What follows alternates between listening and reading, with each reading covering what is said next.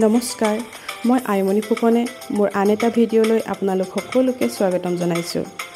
আজি মই বনাব লৈছোঁ এয়া লাই শাকৰ লগত গাহৰি মাংস। আপোনালোকে ভিডিঅ'টো শেষলৈকে চাই যাওকচোন বাৰু মই কেনেদৰে বনাম। আজি মই মাংসকণ তেল নিদিয়াকৈ বনাম। তাৰ বাবে মই এখন কেৰাহী চৌকাত পাতি থৈ দিছিলোঁ।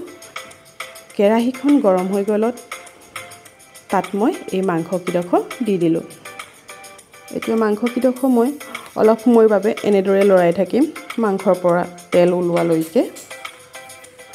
মাংসৰ পৰা এতিয়া এয়া তেল ওলাই গৈছে আৰু এতিয়া ইয়াতে মই এটা পিঁয়াজ কাটি দি দিছোঁ। তাৰ পাছত এইখিনি মই এতিয়া আকৌ ভালদৰে অলপ লৰাই থাকিম। এইখিনি পিঁয়াজখিনিও মোৰ ভজা হৈ গৈছে। এতিয়া ইয়াত মই আদা আৰু নহৰু অলপ খুন্দি থৈ দিছিলোঁ, সেইখিনিও তাত দি দিছোঁ। তাৰ পাছত আকৌ এনেদৰে ভালদৰে লৰাই দিব। অলপ সময়ৰ বাবে এতিয়া এইখিনি মই ঢাকি দিম। অলপ সময়ৰ পাছত এইখিনি মই চাইছোঁ এতিয়া এইখিনি আকৌ লৰাই দিছোঁ মই ধুনীয়াকৈ। ইয়াতে এতিয়া মই এটা আলু কাটি থৈ দিছিলোঁ, সেইটো দি দিছোঁ। আপোনালোকে যদি আলু বেয়া পায় তেতিয়াহ'লে দিব নালাগে।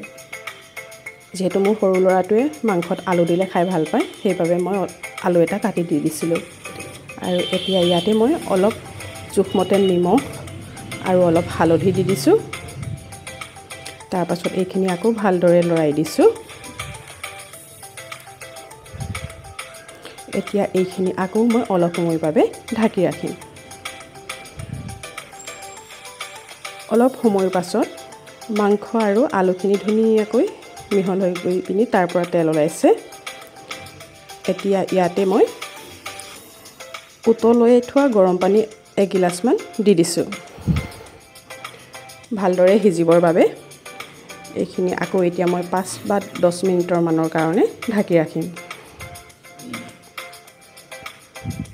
মাজতে এবাৰ এইখিনি মই আকৌ চাইছিলোঁ, পানীটো অলপ শুকাইছে ইয়াৰ পৰা। আৰু অকণমান সময়ৰ বাবে মই এইখিনি ঢাকি ৰাখিছোঁ।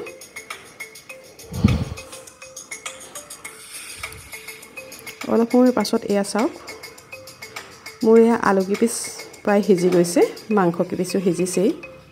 এতিয়া ইয়াতে মই লাই শাক কেইজোপা হাতেৰে এনেদৰে ডাঙৰ ডাঙৰকৈ ভাঙি দি দিছোঁ।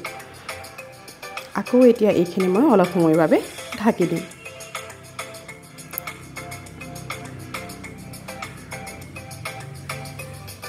অলপ সময়ৰ পাছত এয়া লাই শাকখিনি অলপ কমি গৈছে।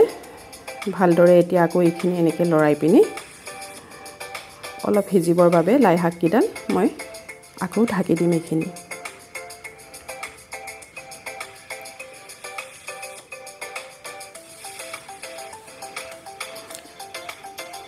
এয়া মোৰ লাই শাকো সিজি গ'ল আৰু ইয়াত দিয়া পানীখিনিও শুকাই গ'ল। আপোনালোকে যদি এনেদৰে বনাই খোৱা নাই, এবাৰ বনাই খাই চাবচোন তেল নিদিয়াকৈ, খাবলৈ ভাল পাব। যিসকলে গাহৰি খাই ভাল পায় তেওঁলোকেও এনেদৰে বনাই খাই বৰ ভাল পাব। এয়া মোৰ লাই শাকৰ লগত বনোৱা গাহৰি মাংস প্ৰায় হৈয়ে গ'ল। আপোনালোকে মোৰ ভিডিঅ'টো শেষলৈকে চোৱাৰ বাবে সকলোকে ধন্যবাদ দিছোঁ। আৰু যদি মোৰ ভিডিঅ'টো ভাল লাগিলে তেনেহ'লে লাইক, কমেণ্ট আৰু মোৰ চেনেলটো ছাবস্ক্ৰাইব কৰি দিব। তেনেহ'লে আজিলৈ বাই বাই।